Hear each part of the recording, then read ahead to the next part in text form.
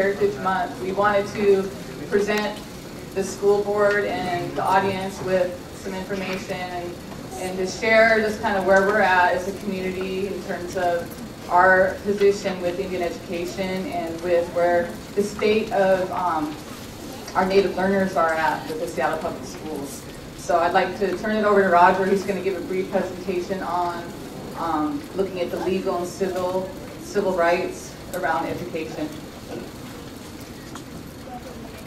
Good afternoon. Thank you for making room for the Native voice in your busy agenda.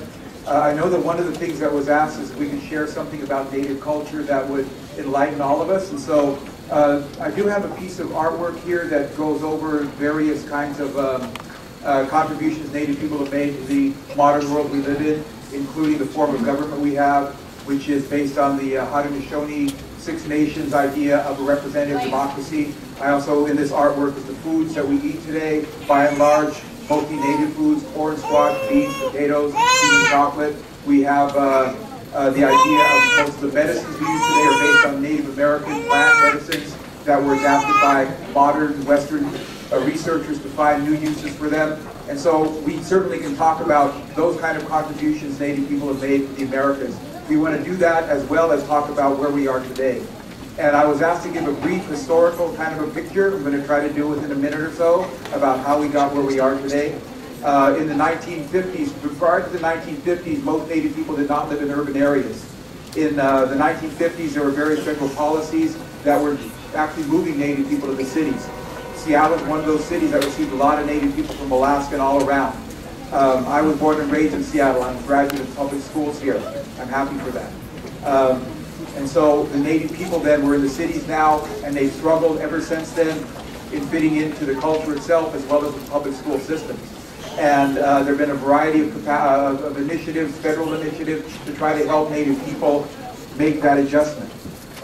Native people are sovereign people, they belong to their own nations.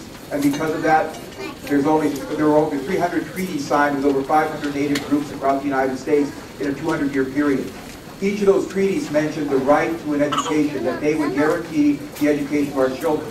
And so when Native people began to move to the cities, as they did in the 1950s and since then, the federal government was still obliged to educate Native children.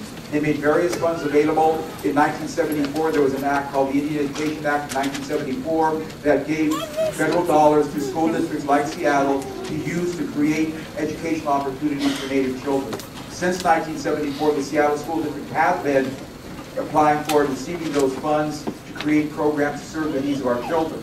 And so we appreciate that initiative to do that, to serve our children.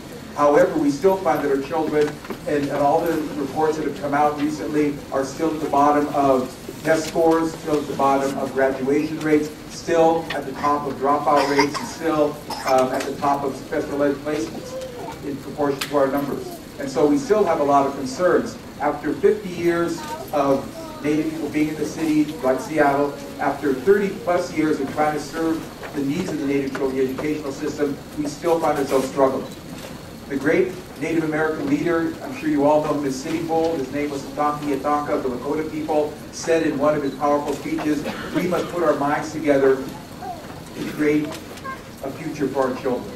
He was speaking to anyone who heard those words. We must all put our minds together to create a future for our children. Let us see what kind of future we can create. The Native people are here today, including the young people, including the elders, including the activists, to say we want to put our minds together with this school board to create a future for our children. Again, the history is there. 30 plus years of working with Native children. Results are not there, and that's why we're here today, to talk about what can we do to create that future for our children. Thank you.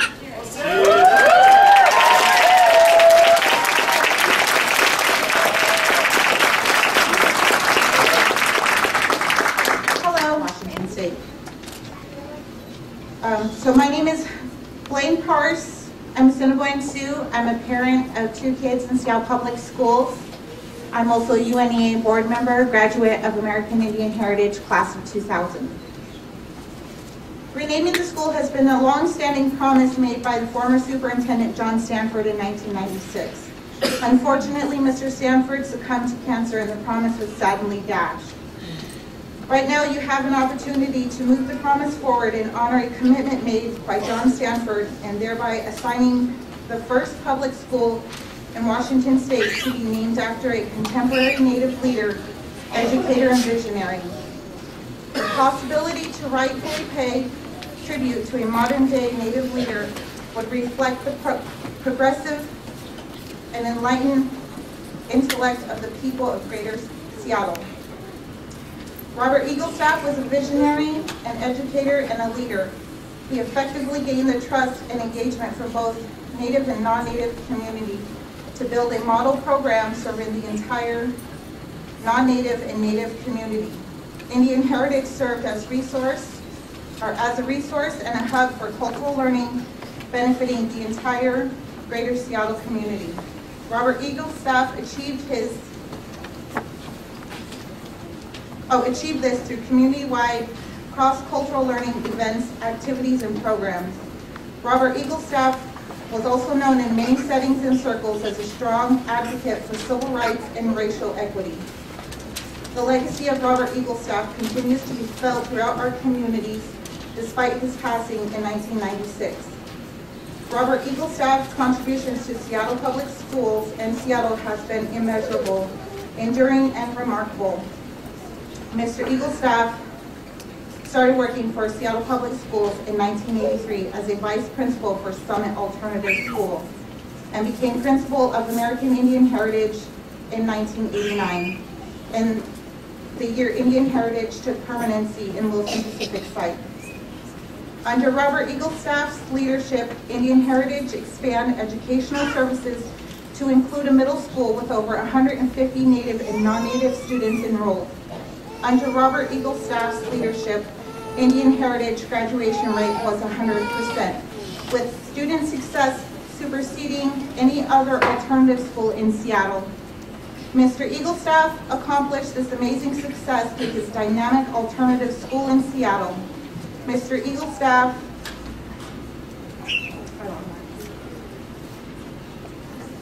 through his dynamic personality, intelligence, exemplary ability to engage both Native and non-Native community staff, administration, and families to work collaboratively for the ultimate goal of educating our Seattle Public Schools children.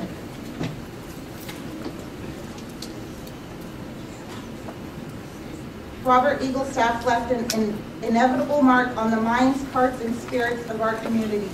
His legacy is deeply embedded in our memory as an educator, leader, role model, and a beacon of hope for our future generations of Native and non-Native learners. Thank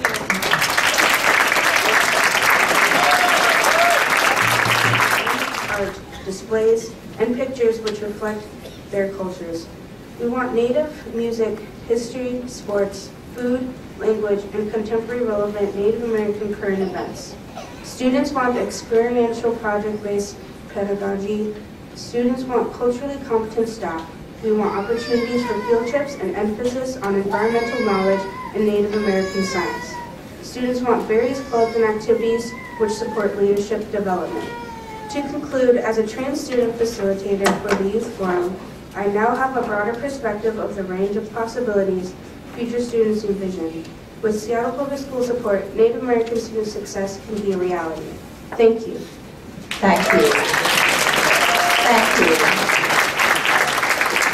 So Ms. Wilson, I think we have like about 1 more minute left because we don't have a student speaker tonight. We've already gone over our normal. Thank you.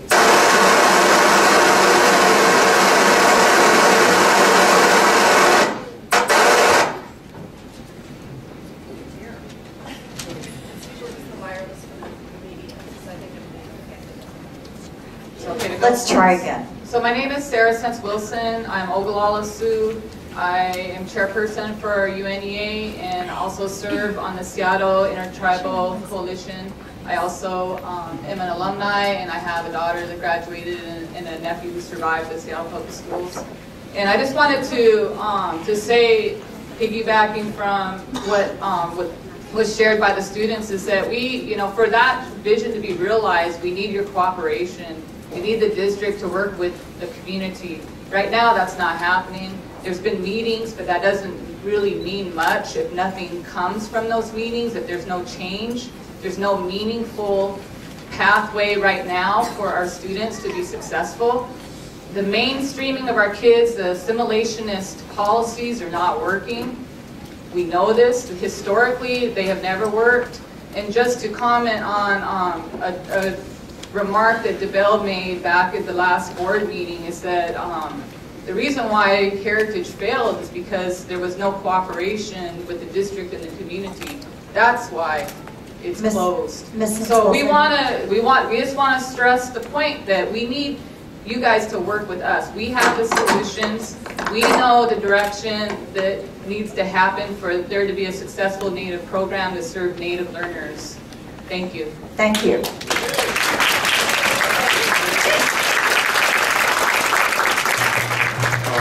I would like to speak. I'm terribly sorry, but we've gone over our time limit by at least 3 minutes, and we need to move on to our student presentation. But thank you so much. Oh, can I have 1 minute? I'm terribly sorry. We have to move on to our student presentation. Well, I'm a student. I would like to propose. 1 minute. 1 minute.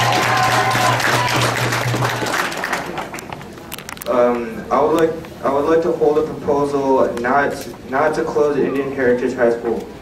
I'm Reese. I attend Ingram High School as a junior, and I'm Tlingit Haida.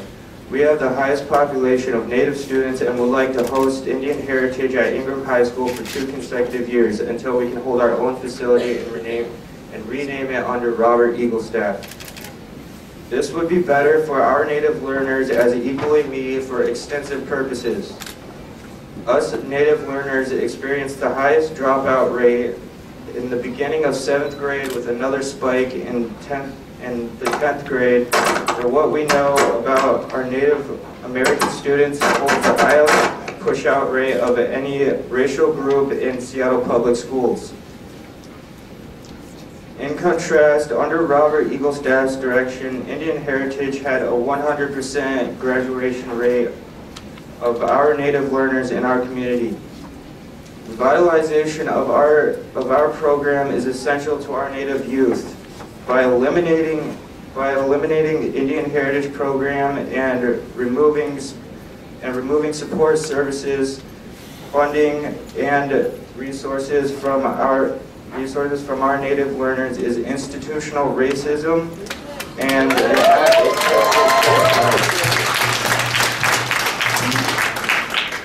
Native learners scored 30 to 40% lower than of their white.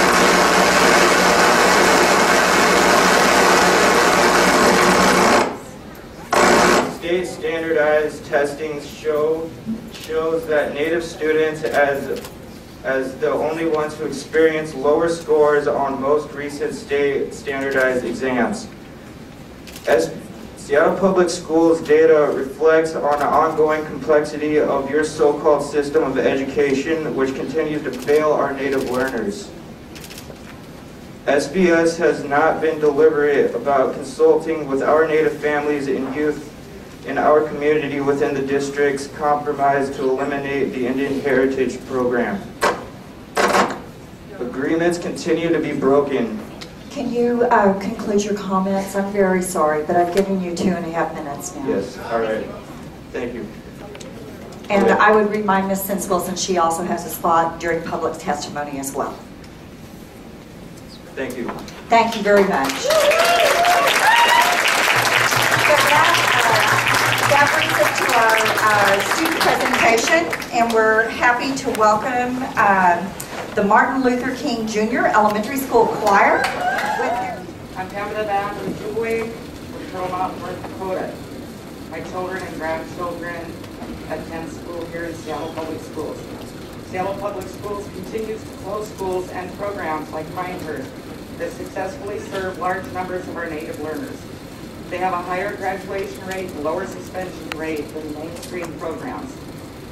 Blaming the special education department for there being over 30% of our Native learners in special ed is wrong. The big problem with special education and Native learners isn't the special education department. It is that our Native learners and alternative learners are not served in the regular education department. Because Seattle Public Schools cannot accommodate cultural differences for our children from Indigenous knowledge systems, nor do they acknowledge or accommodate the high value we place on our children, the children end up in 504 plans. Because Seattle Public Schools does not enforce the delivery of services under 504 plans, and the children are misdiagnosed to qualify for one, the children continue to suffer and the opportunity gap grows. Ultimately, many of these children either fall behind so far they end up in special education, hence the disproportionate number of Native learners in Seattle Public Schools special education, over 30% and growing. Many of the children drop out, hence the disproportionate number of Native children not graduating. The fix is painful. Seattle Public Schools would need to admit their failure with our children, set aside their anger at the Native community for filing complaints and demanding equal education, and enter into a partnership with our families to correct the problem. Seattle Public Schools continues to close these programs that best serve our children. I have a 6-year-old I'm homeschooling right now because there's not an adequate program in West Seattle. So I encourage you to consider adopting the plan to combine Pinehurst and Indian Heritage programs with satellites in North and South Seattle. Thank you. Ms. Ryan, followed by Laura Leveler and Cecilia McCormick.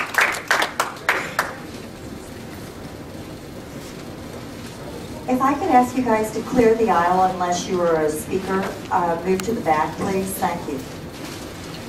Hello, my name is Saraswati Noah, and I would like to see my time to Cynthia and Easy.